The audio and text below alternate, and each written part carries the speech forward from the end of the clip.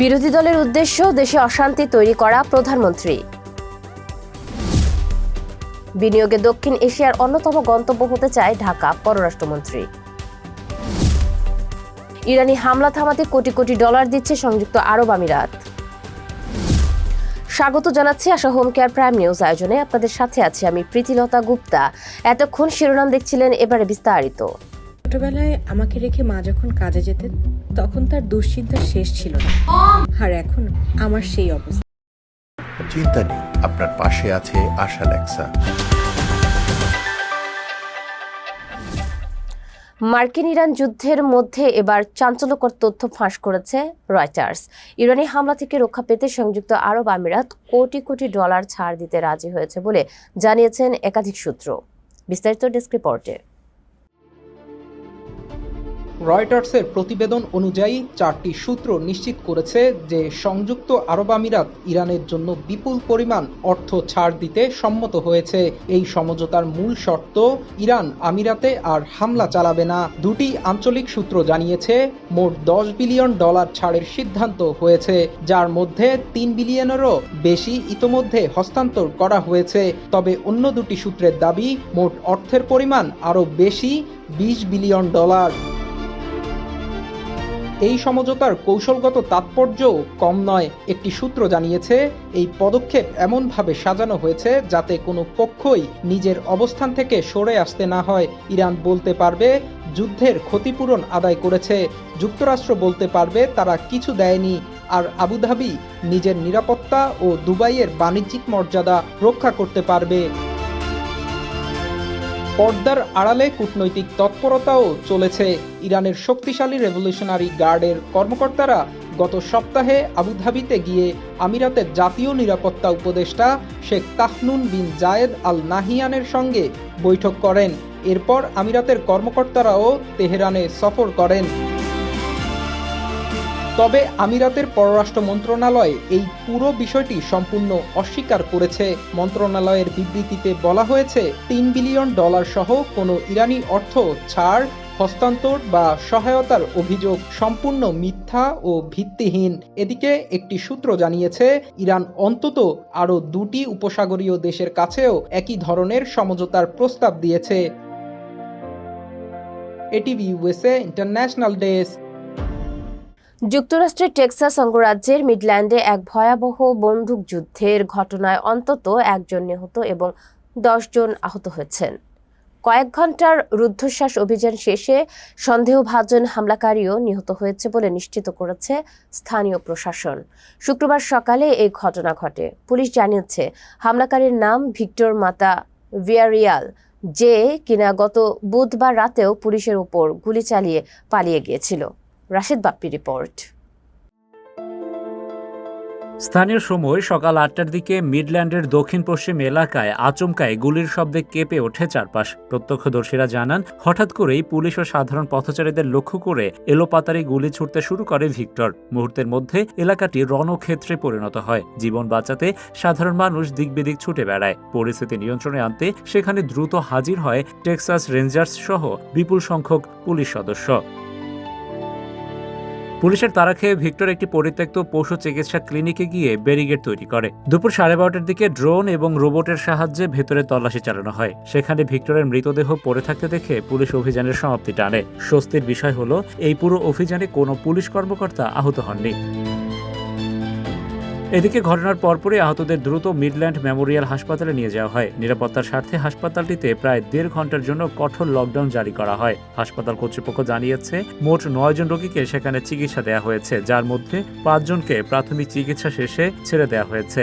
বাকি 4 জনের শরীরে অস্ত্রোপচার করা হয়েছে। এই ঘটনায় মিডল্যান্ডের মেয়র লরি ব্লং গভীর শোক প্রকাশ করেছেন এবং ভুক্তভোগী পরিবারগুলোর প্রতি সমবেদনা জানিয়েছেন। একই সাথে টেক্সাসের গভর্নর গ্রেগ অ্যাবটের পক্ষ থেকেও এই ন্যাক্কারজনক ঘটনার তীব্র নিন্দা ও দুঃখ প্রকাশ করা হয়েছে। টেক্সাসের ঘটনাটি আমেরিকার বুকে আরও একটি বন্দুক সহিংসতার ক্ষত তৈরি করল, যা স্থানীয় বাসিন্দাদের মনে গভীর আতঙ্ক ও নিরাপত্তাহীনতার জন্ম দিয়েছে। পুরো ঘটনার নেপথ্যে কি কারণ ছিল তা খতিয়ে দেখতে তদন্ত শুরু করেছে Texas department of public safety. Rashed Bappi, ATV USA, new York, যুক্তরাষ্ট্র। চিকিৎসা বিজ্ঞানের ইতিহাসে এক নতুন দিগন্তের সূচনা হতে যাচ্ছে। চিরচেনা রূপ বদলে এবার সম্পূর্ণ নতুন আঙ্গিকে মানুষের সুরক্ষায় ঢাল হয়ে দাঁড়াচ্ছে কৃত্রিম বুদ্ধিমত্তা বা এআই। প্রতিনিয়ত রূপ পরিবর্তন করা ভাইরাসের চেয়ে এক ধাপ এগিয়ে থাকতে এবার এআই এর সহায়তায় তৈরি হচ্ছে এক সর্বজনীন বা ইউনিভার্সাল টিকা। সম্প্রতি ক্যামব্রিজ বিশ্ববিদ্যালয়ের একদল গবেষক দাবি করেছেন, এই নতুন প্রযুক্তির টিকা কেবল বর্তমানের করোনা নয়, ভবিষ্যতে আসতে পারে এমন অনেক প্রাণঘাতী মহামারীও রুখে দিতে সক্ষম। চিকিৎসা বিজ্ঞানের এবারই প্রথম কোনো টিকার মূল উপাদান বা অ্যান্টিজেন সম্পূর্ণভাবে এআই দিয়ে নকশা করা হয়েছে, যা ইতোমধ্যে মানুষের শরীরে পরীক্ষামূলকভাবে প্রয়োগ করা হয়েছে। বিস্তারিত জানবো সায়েম শুভর প্রতিবেদনে। সাধারণত প্রচলিত ভাইরাসের ধরন দেখেই প্রতিষেধক বা টিকা তৈরি করা হয়, কিন্তু ভাইরাসেরা যখন দ্রুত নিজেদের রূপ বদলায় তখন পুরো টিকা তার কার্যকারিতা হারায়। এই চিরন্তন সমস্যার সমাধানে ক্যামব্রিজের গবেষকেরা বেছে নিয়েছেন এক ভিন্ন পথ। তারা বিশ্বজুড়ে ছড়িয়ে থাকা বিভিন্ন করোনা ভাইরাসের জেনেটিক কোড বা বংশগতির সংকেত সংগ্রহ করেন। এরপর কৃত্রিম বুদ্ধিমত্তা সেই বিশাল তথ্য ভাণ্ডার বিশ্লেষণ করে তৈরি করে একটি সুপার অ্যান্টিজেন। এই কৃত্রিম প্রোটিনটি মানুষের রোগ প্রতিরোধ ব্যবস্থাকে এমনভাবে প্রশিক্ষিত করে যাতে ভাইরাস ভবিষ্যতে যে কোনো রূপই নিক না কেন শরীর তাকে সহজেই চিনে ধ্বংস করতে পারে। এমনকি পশু পাখি থেকে মানুষের শরীরে নতুন কোনো ভাইরাস ছড়িয়ে পড়লেও এই টিকা ঢাল হিসেবে কাজ করবে। বিশ্বস্ত চিকিৎসা বিজ্ঞান সাময়িকী জার্নাল অফ ইনফেকশন এ প্রকাশিত গবেষণাপত্র অনুযায়ী টিকাটি কতটা নিরাপদ তা দেখতে ইতিমধ্যেই 39 জন স্বেচ্ছাসেবকের উপর প্রথম ধাপের পরীক্ষা চালানো হয়েছে। এরপর আরও প্রায় 200 জনের উপর দ্বিতীয় ধাপের ট্রায়াল চালানো হবে।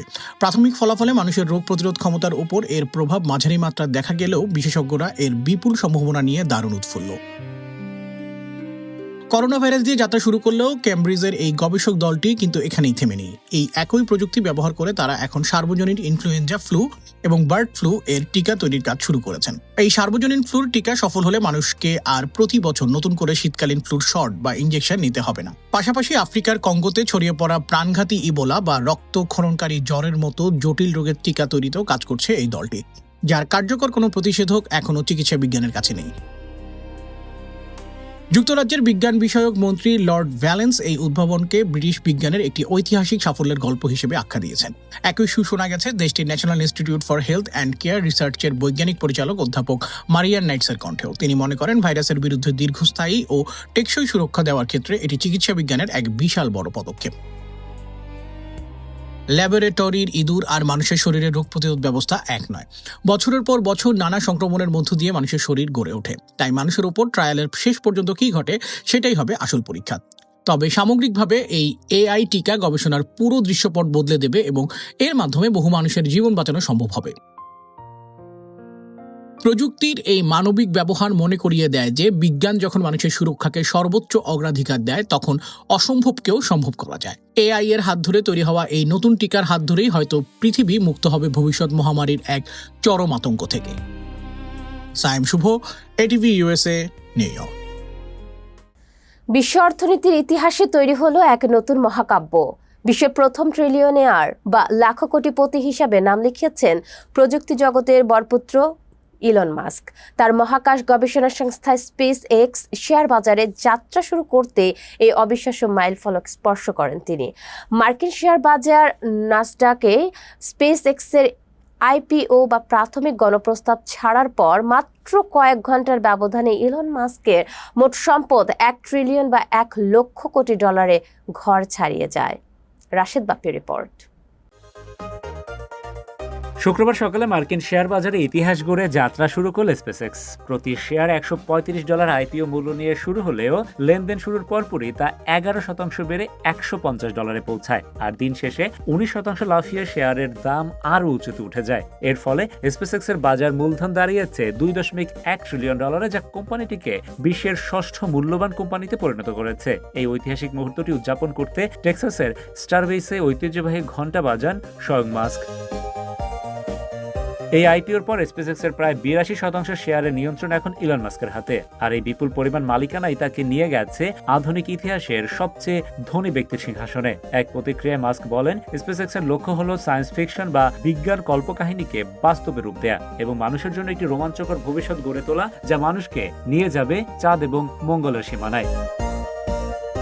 বিশ্লেষকরা বলছেন গত বছর $4.9 বিলিয়ন লোকসান হওয়া সত্ত্বেও স্পেসএক্স নিয়ে বিনিয়োগকারীদের মধ্যে উন্মাদনা ছিল নজিরবিহীন। সাধারণ বিনিয়োগকারীরাই এই শেয়ার কিনতে $100 বিলিয়ন বেশি আবেদন জমা দিয়েছিলেন। 2019 সালে সৌদি আরামকোর $29.4 বিলিয়ন আইপিও রেকর্ড ভেঙে এটি এখন ইতিহাসের সবচেয়ে বড় পাবলিক অফারিং। উল্লেখ্য, এই স্পেসএক্স এর ভিতরেই রয়েছে কৃত্রিম বুদ্ধিমত্তা প্রতিষ্ঠান XAI, স্যাটেলাইট ইন্টারনেট স্টারলিংক এবং সামাজিক যোগাযোগ মাধ্যম এক্স। রকেট পুনর্ব্যবহারযোগ্য করার মাধ্যমে মহাকাশ গবেষণার খরচ কমিয়ে বিশ্বকে তাক লাগিয়ে দিয়েছিল স্পেসএক্স। আর এবার শেয়ার বাজারে পা রেখে পিটার থিয়েল বা ক্যাথি উডের মতো বড় বড় ভেঞ্চার ক্যাপিটালিস্টদের যেমন বিলিয়ন ডলারের মুনাফা এনে দিল, তেমনি সাধারণ মানুষের জন্য উন্মুক্ত করল মহাকাশ বিপ্লবের অংশীদার হওয়ার সুযোগ। বিশ্বের প্রথম ট্রিলিয়নিয়ার হওয়ার এই কীর্তি শুধু ইলন মাস্কের ব্যক্তিগত জয় নয়, বরং তা মহাকাশ ও এআই প্রযুক্তিতে বিনিয়োগের এক নতুন দিগন্ত উন্মোচন করল। চলতি বছর ওপেনএআই এবং অ্যানথ্রোপিকের মতো এআই জায়ান্টদের আইপিও আসার কথা রয়েছে, যার পথপ্রদর্শক হয়ে রইল স্পেসএক্সের এই বিশাল সাফল্য। Rashed Bappi, ATV USA, new York, যুক্তরাষ্ট্র। এবার ছোট্ট একটা বিরতি নিচ্ছি, ফিরে এসে থাকছে হজযাত্রীর হারানো লাগেজ নিয়ে রণক্ষেত্র ব্রাহ্মণবাড়িয়া, আহত 15। ব্যস্ততার কারণে বাবা মার সঠিক যত্ন নিতে পারছিলাম না। তারপর সন্ধান পেলাম আশা হোম কেয়ারে। আশা হোম কেয়ার, ভালোবাসার পরশে প্রবীণদের পাশে।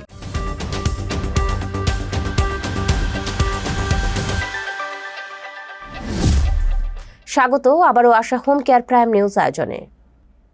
নিজেদের দেশের রাজনৈতিক নিপীড়ন, সহিংসতা আর নির্যাতনের হাত থেকে বাঁচতে হাজার মাইল পাড়ি দিয়ে যুক্তরাষ্ট্রে আশ্রয়ের আবেদন করেছিলেন তারা। কিন্তু ডোনাল্ড ট্রাম্প প্রশাসনের নতুন তৃতীয় দেশ নির্বাসন নীতির কারণে তাদের ঠিকানা হতে যাচ্ছে দীর্ঘদিনের রাজনৈতিক অস্থিরতা ও চরম দারিদ্র্যের জর্জরিত মধ্য আফ্রিকান প্রজাতন্ত্র সিআর। সম্প্রতি রয়টার্সের এক প্রতিবেদনে যুক্তরাষ্ট্রের 2 জন আইনজীবী ও একজন সরকারি কর্মকর্তার সূত্রে এই চাঞ্চল্যকর তথ্য সামনে এসেছে। আর এই ঘটনাকে কেন্দ্র করে বিশ্বজুড়ে মানবাধিকার কর্মী এবং অভিবাসন বিশেষজ্ঞদের মধ্যে তীব্র উদ্বেগ ও মিশ্র প্রতিক্রিয়া তৈরি হয়েছে। বিস্তারিত জানব সাইম শুভর প্রতিবেদনে। ইরানি আন্দোলন কর্মীদের মধ্য আফ্রিকায় নির্বাসনের এই সিদ্ধান্তটি কেবল অমানবিকই নয়, বরং এটি স্পষ্টভাবে আন্তর্জাতিক শরণার্থী আইনের পরিপন্থী। এই নির্বাসন তালিকায় এমন 2 জন ইরানি নারী রয়েছে যারা নিজ দেশে ফিরলে চরম নির্যাতন ও প্রাণনাশের ঝুঁকিতে পড়তে পারেন। তাদের আইনজীবী এমিলি ট্রোসল জানিয়েছেন, এই 2 জনের একজন ইসলাম ধর্ম ত্যাগ করে খ্রিস্টান হয়েছেন এবং অন্যজন একজন সক্রিয় গণতন্ত্রপন্থী আন্দোলন কর্মী। 2024 সালের নভেম্বরে যুক্তরাষ্ট্রে পৌঁছানোর পরপরই তাদের আটক করা হয়। পরবর্তীতে মার্কিন অভিবাসন আদালত তাদের উইথহোল্ডিং অফ রিমুভাল বা সাময়িক বহিষ্কারাদেশ স্থগিতের সুরক্ষা প্রদান করে। আদালত স্বীকার করেছে যে ইরানে ফিরলে তাদের জীবননাশের আশঙ্কা 50%-এরও বেশি। কিন্তু আদালতের এই সুরক্ষাকে পাশ কাটিয়ে তাদের মধ্য আফ্রিকান প্রজাতন্ত্রে পাঠানোর সিদ্ধান্ত নেওয়া হয়েছে। প্রথম ফ্লাইটে প্রায় 20 জনের মতো অভিবাসীকে পাঠানো হচ্ছে, যার মধ্যে ইরান ছাড়াও যুদ্ধবিধ্বস্ত সিরিয়া, আফগানিস্তান এবং রাজনৈতিক নিপীড়নের শিকার এক তুর্কি নাগরিকও রয়েছেন। 1960 সালে ফ্রান্সের কাছ থেকে স্বাধীনতা পাওয়ার পর থেকে মধ্য আফ্রিকান প্রজাতন্ত্রে একের পর এক অভ্যুত্থান ও গৃহযুদ্ধ লেগেই রয়েছে। দেশটির 55 লাখ মানুষের সিংহভাগই চরম দারিদ্র্যের মধ্যে বসবাস করেন। সম্প্রতি রুশ ভাড়াটে সেনা ও জাতিসংঘ শান্তিরক্ষীদের সহায়তায় দেশটির প্রেসিডেন্ট ফস্তিন আরশঞ্জ তুয়াদেরা কতিপয় বিদ্রোহী গোষ্ঠীর সাথে শান্তি চুক্তি করলেও দেশটির নিরাপত্তা পরিস্থিতি এখনো ভঙ্গুর। জানা গেছে, মধ্য আফ্রিকান প্রজাতন্ত্রে বিভিন্ন মানবিক কার্যক্রম পরিচালনার জন্য চলতি বছর আন্তর্জাতিক অভিবাসন সংস্থাকে $8.50 কোটি অনুদান দিয়েছে যুক্তরাষ্ট্র। ধারণা করা হচ্ছে এই আর্থিক সহায়তার বিনিময়ে তথাকথিত তৃতীয় দেশ হিসেবে যুক্তরাষ্ট্র থেকে নির্বাসিতদের গ্রহণ করতে সক্ষম হয়েছে বাঙ্গুই প্রশাসন। এর আগে ট্রাম্প প্রশাসন কঙ্গো প্রজাতন্ত্রের মতো ইবোলা আক্রান্ত দেশের সঙ্গেও একই ধরনের চুক্তি করেছিল। আন্তর্জাতিক অভিবাসন সংস্থার এক মুখপাত্র জানিয়েছেন, মধ্য আফ্রিকান সরকারের অনুরোধে তারা বাঙ্গুইয়ে পৌঁছানো অভিবাসীদের মানবিক সহায়তা দেবেন। তবে এই জোরপূর্বক নির্বাসন প্রক্রিয়ায় IOM সরাসরি জড়িত নয়। অন্যদিকে যুক্তরাষ্ট্রের স্বরাষ্ট্র সুরক্ষা দপ্তর দাবি করেছে, এই পুরো প্রক্রিয়াটি যথাযথ আইনি পথ অনুসরণ করেই করা হচ্ছে। তবে বিশ্লেষকদের মতে গত 28 ফেব্রুয়ারি থেকে ইরান ও ইসরায়েলের মধ্যে শুরু হওয়া যুদ্ধ এবং চলমান অস্থিরতার মধ্যে এই ইরানি নারীদের আফ্রিকার একটি সংঘাতপূর্ণ দেশে পাঠিয়ে দেওয়া কোনোভাবেই মানবিক সমাধান হতে পারে না। নিরাপদ পৃথিবীর স্বপ্ন নিয়ে আসা এই মানুষগুলোর ভবিষ্যৎ এখন এক গভীর অন্ধকারের দিকে ধাবিত হচ্ছে। সাইম শুভ, এটিভি USA, নিউ ইয়র্ক। এবার দেশের সংবাদ। বিরোধী দলের উদ্দেশ্য মানুষকে বিভ্রান্ত করা, দেশে অশান্তি তৈরি করা বলে মন্তব্য করেছেন প্রধানমন্ত্রী তারেক রহমান। শনিবার সকালে কক্সবাজার সদর উপজেলা PM খালী ইউনিয়নে পাতলি মাসুয়াখালী খাল পুনঃখনন কাজে উদ্বোধন শেষে সংক্ষিপ্ত পথসভায় এ মন্তব্য করেন তিনি। প্রধানমন্ত্রী বলেন, বিরোধী দলের উদ্দেশ্য মানুষকে বিভ্রান্ত করা, দেশে অশান্তি তৈরি করা। তারেক রহমান বলেন, প্রায় 50 বছর আগে শহীদ রাষ্ট্রপতি জিয়াউর রহমান পাতলি খাল খনন করেন। নির্বাচনী প্রতিশ্রুতি পূরণের অংশ হিসেবে পুনঃখনন শুরু হলো। এর মাধ্যমে 40,000 মানুষ উপকৃত হবে, 1200 হেক্টর জমি চাষাবাদ বাড়বে এবং 8,500 কৃষক সরাসরি সেচ সুবিধা পাবে। এর আগে সকাল 9:30টার পর প্রধানমন্ত্রী তারেক রহমানকে বহনকারী US বাংলার একটি বিমান কক্সবাজার বিমানবন্দরে অবতরণ করে। তীব্র বৃষ্টির মধ্যে প্লেন থেকে নামার পর প্রধানমন্ত্রী ও তার স্ত্রী জুবাইদা রহমানকে স্বাগত জানান স্বরাষ্ট্রমন্ত্রী সালাউদ্দিন আহমেদ। বৈদেশিক নীতিতে জাতীয় অর্থনীতিকে সর্বোচ্চ অগ্রাধিকার দিয়ে বিনিয়োগ পরিবেশ তৈরি সরকারের লক্ষ্য বলে জানিয়েছেন পররাষ্ট্রমন্ত্রী ডক্টর খলিলুর রহমান। শনিবার সকালে রাজধানীর সোনারগাঁও হোটেলে roadmap for trade, growth and economic diplomacy কনফারেন্সে একথা বলেন তিনি। পররাষ্ট্রমন্ত্রী বলেন, বাংলাদেশের পররাষ্ট্রনীতি বন্ধুত্ব, সহযোগিতা এবং পারস্পরিক সমৃদ্ধির নীতির উপর ভিত্তি করে পরিচালিত হবে। বিশ্বের বিভিন্ন দেশের সঙ্গে দ্বিপাক্ষিক ও বহুপাক্ষিক সম্পর্ক আরও জোরদার করতে চায় সরকার। কূটনৈতিক মিশনগুলো বাণিজ্য ও বিনিয়োগ বৃদ্ধিতে আরও সক্রিয় ভূমিকা পালন করবে। পররাষ্ট্রমন্ত্রী আরও বলেন, সবার আস্থা ও বিশ্বাস সম্পূর্ণ পুনঃপ্রতিষ্ঠা করা সরকারের অগ্রাধিকার। দেশের নাগরিক, স্থানীয় ব্যবসায়ী সম্প্রদায় এবং আন্তর্জাতিক অংশীদারদের আশ্বস্ত করে মন্ত্রী বলেন, বাংলাদেশ একটি স্থিতিশীল, নির্ভরযোগ্য ও ব্যবসাবান্ধব দেশ। সরকারের নীতিগত অবস্থান বন্ধুত্বের মৌলিক নীতির ভিত্তিতে দৃঢ়ভাবে প্রতিষ্ঠিত থাকবে। ব্রাহ্মণবাড়িয়া কসবায় হজযাত্রীর হারিয়ে যাওয়া লাগেজ ব্যাগকে কেন্দ্র করে 2 গ্রামবাসীর মধ্যে সংঘর্ষের ঘটনা ঘটেছে। এতে উভয় পক্ষের অন্তত 15 জন আহত হয়েছেন। শনিবার উপজেলায় কদমতলী মোড় এলাকায় শাহপুর ও আড়াইবাড়ি গ্রামের লোকজনের মধ্যে এই সংঘর্ষ শুরু হয়। তাৎক্ষণিকভাবে আহতদের নাম পরিচয় জানতে পারেনি পুলিশ ও স্থানীয়রা জানায়, চলতি বছর উপজেলার শাহপুর গ্রামের এক বৃদ্ধা হজ পালনের উদ্দেশ্যে সৌদি আরব যান। সেখানে তিনি তার একটি লাগেজ ব্যাগ হারিয়ে ফেলেন। দেশে ফিরে গত বৃহস্পতিবার সন্ধ্যায় তিনি হারানো লাগেজের বিষয়ে জানতে আড়াইবাড়ি গ্রামের মোহাম্মদ গিয়াস উদ্দিন পরিচালিত একটি হজ কাফেলা প্রতিষ্ঠানে যান। এ সময় প্রতিষ্ঠানের পক্ষ থেকে দায়িত্ব এড়িয়ে যাওয়া হলে হজযাত্রীর স্বজন ও কাফেলা সংশ্লিষ্টদের মধ্যে কথা কাটাকাটি শুরু হয়। এক পর্যায়ে উভয় পক্ষের মধ্যে হাতাহাতি ও মারামারির ঘটনা ঘটে। খবর পেয়ে কসবা থানা পুলিশ ঘটনাস্থলে পৌঁছে পরিস্থিতি নিয়ন্ত্রণে আনার চেষ্টা চালায়। আহতদের স্থানীয় বিভিন্ন হাসপাতালে চিকিৎসা দেওয়া হচ্ছে বলে জানা গেছে। আবারও একটা বিরতি নিচ্ছে, ফিরে এসে থাকছে। আটলান্টিক সিটিতে বিশ্বকাপ উপলক্ষে জমজমাট ফুটবল উৎসব।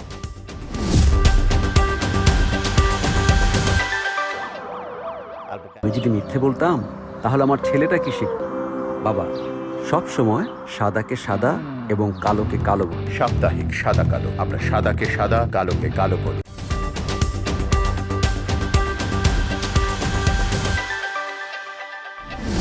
ফিরে এলাম আশা হোম কেয়ার প্রাইম নিউজে। এবার খেলার খবর। নিউ জার্সির স্টেটের আটলান্টিক সিটিতে 12 জুন শুক্রবার সোবোট রিসোর্টের গ্রিন টার্ফে অনুষ্ঠিত হলো আটলান্টিক সিটি ফুটবল উৎসব 2026। নিউ জার্সি থেকে সুব্রত চৌধুরী রিপোর্ট।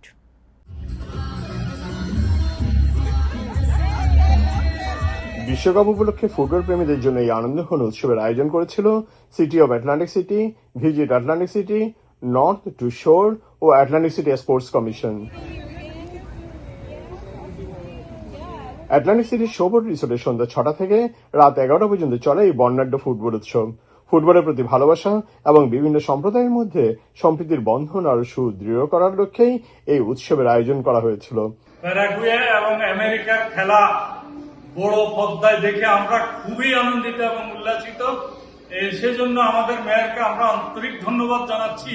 উৎসবের বিশেষ আকর্ষণ হিসেবে বিশাল আউটডোর স্ক্রিনে সরাসরি সম্প্রচার করা হয়েছিল যুক্তরাষ্ট্র বনাম প্যারাগুয়ের ফুটবল ম্যাচ। দর্শকরা আধুনিক সাউন্ড সিস্টেমের মাধ্যমে খেলার রোমাঞ্চকর মুহূর্তগুলো উপভোগ করেছেন। Good evening, everyone. We just want to thank the Atlantic City Small Administration, Mayor Marty Small, Office of Multicultural, as we conduct the Atlantic City Soccer Celebration The last time that soccer was celebrated all over the world, especially in the United States, was in 1994. Today, Friday, June 12th, we are going to be watching the big match as USA takes on Paraguay, and we welcome everyone to the world's playground, the great city of Atlantic City. এছাড়াও উৎসবে শিশুদের জন্য ছিল PU soccer, face painting, arts and craft, football inflatable সহ নানা বিনোদনমূলক কার্যক্রম। দর্শকদের জন্য বাড়তি পাওনা ছিল সঙ্গীত, আকর্ষণীয় উপহার সহ আরো অনেক চমকপ্রদ আয়োজন। প্যারাগুয়ে আমেরিকায় আজকে বিশ্বকাপ খেলা হচ্ছে, আমরা সবাই খুব এক্সাইটেড, সেই জন্যই আজকে মেয়রকে আন্তরিক ধন্যবাদ জ্ঞাপন করছি। City mayor Martin small senior সপরিবারে ফুটবল উৎসবে যোগ দেন। এছাড়া অনেক প্রবাসী বাংলাদেশি সপরিবারে এই ফুটবল উৎসবে অংশগ্রহণ করেন।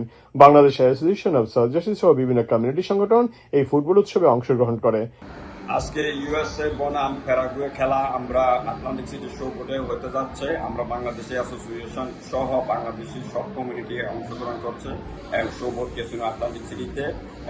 এই জন্য আমি বাংলাদেশ অ্যাসোসিয়েশনের পক্ষ থেকে মেয়র মার্টিন স্মলকে ধন্যবাদ জানাচ্ছি। আমেরিকা ও প্যারাগুয়ের খেলা উপভোগ করার জন্য আমরা এসেছি। আজকে বড় স্ক্রিনে খেলা উপভোগ করব। মেয়র মার্টিন স্মলকে অনেক ধন্যবাদ। যুক্তরাষ্ট্র 4-1 গোলে জয়ী হওয়ায় খেলা শেষ হওয়ার সাথে সাথে উপস্থিত দর্শকরা উল্লাসে মেতে ওঠেন। ফুটবল উৎসব কমিউনিটিতে বেশ সাড়া ফেলেছিল। Subrata Chowdhury, ATV USA, Atlantic city, new jersey, America. শেষ করার আগে থাকছে বিনোদনের খবর। বিশ্বকাপের জমকালো উদ্বোধনী মঞ্চে এবার ফুটে উঠল বাংলাদেশের পরিচয়। কানাডার টরন্টোতে ফিফা বিশ্বকাপের উদ্বোধনী অনুষ্ঠানে পারফর্ম করেছেন বাংলাদেশি আমেরিকান ডিজে ও সঙ্গীত শিল্পী সঞ্জয় দেব। বুকে বাঁধা ছিল বাংলাদেশের পরিচয়। বিস্তারিত ডেস্ক রিপোর্টে। যুক্তরাষ্ট্র, মেক্সিকো ও কানাডায় যৌথভাবে আয়োজিত 2026 ফিফা বিশ্বকাপের কানাডা পর্বের উদ্বোধনী অনুষ্ঠান হয় শুক্রবার টরন্টোর বিএমও ফিল্ডে। কানাডা বনাম বসনিয়া ম্যাচের আগে আয়োজিত সেই জমকালো অনুষ্ঠানে পারফর্ম করেন বাংলাদেশি বংশোদ্ভূত মার্কিন ডিজে ও সঙ্গীত শিল্পী সঞ্জয় দেব। বিশ্বমঞ্চের সঞ্জয় বাংলাদেশকে তুলে ধরেন অন্যভাবে। তার পোশাকের ডান হাতের অংশে বিশেষভাবে অঙ্কিত ছিল বাংলাদেশের জাতীয় পশু রয়্যাল বেঙ্গল টাইগার, জাতীয় ফুল শাপলা এবং সবুজের মাঝে লাল বৃত্তে আঁকা জাতীয় পতাকা। পারফরম্যান্সের সময় সঞ্জয় বারবার তার জ্যাকেটের হাতার দিকে ইঙ্গিত করে এই বিশেষ নকশাগুলো তুলে ধরেন, যেন বিশ্ব মঞ্চে দাঁড়িয়ে তিনি বলতে চাইছিলেন, এটাই আমার বাংলাদেশ। কোটি বাংলাদেশির কাছে মুহূর্তটি ছিল আবেগের ও গর্বের। সঞ্জয় দেবের শিকড় বাংলাদেশের সিলেট অঞ্চলে। তাঁর জন্ম মৌলভীবাজারের শ্রীমঙ্গলে। বাবা সন্তোষ দেব ও মা মিতা দেবের সঙ্গে প্রায় 2 যুগ আগে তিনি যুক্তরাষ্ট্রে পাড়ি জমান। সেখানেই সঙ্গীত চর্চার মধ্য দিয়ে নিজেকে তৈরি করেছেন। দীর্ঘ পরিশ্রম ও প্রতিভার স্বীকৃতি হিসেবে এবার জায়গা করে নিয়েছেন বিশ্বের সবচেয়ে বড় ক্রীড়া আসর বিশ্বকাপের উদ্বোধনী মঞ্চে। সঞ্জয়ের পাশাপাশি উদ্বোধনী মঞ্চে ছিলেন নোরা ফাতেহি, ফরাসি পপ তারকা ফেজি ড্রিম, মাইকেল বুবলে, অ্যালানিস মরিসেট, আলিসিয়া কারা, জেসি রেস, ফিলিস্তিনি গায়িকা এলিয়ানা এবং উইলিয়াম প্রিন্স। বৈচিত্র্যময় এই শিল্পী সমাবেশ কানাডার বহু সাংস্কৃতিক পরিচয়কে তুলে ধরে বিশ্বের সামনে। সামাজিক যোগাযোগ মাধ্যমে ইতোমধ্যে ভাইরাল হয়ে গেছে সঞ্জয়ের সেই পারফর্মের মুহূর্ত। কোটি দর্শকের সামনে বিশ্বকাপের মঞ্চে বাংলাদেশের পতাকা তুলে ধরায় দেশ জুড়ে প্রশংসার ঝড় বইছে। ATV USA news desk. Asha home care prime news শেষ করার আগে শিরোনামগুলো আরও একবার। বিরোধী দলের উদ্দেশ্য দেশে অশান্তি তৈরি করা প্রধানমন্ত্রী। বিনিয়োগে দক্ষিণ এশিয়ার অন্যতম গন্তব্য হতে চায় ঢাকা পররাষ্ট্রমন্ত্রী। ইরানি হামলা থামাতে কোটি কোটি ডলার দিচ্ছে সংযুক্ত আরব আমিরাত। এতক্ষণ আশা হোম কেয়ার প্রাইম নিউজ আয়োজনে আমাদের সাথে থাকার জন্য ধন্যবাদ। এটিভি ইউএসএ দেখতে ডাউনলোড করুন অ্যাপ, চোখ রাখুন এটিভি ইউএসএ ফেসবুক পেজ ও ইউটিউব চ্যানেলে। থাকুন এটিভি ইউএসএ এর সাথে, থাকুন সংবাদের সংস্কৃতিতে, বিশ্বজুড়ে বাঙালিয়ানায়।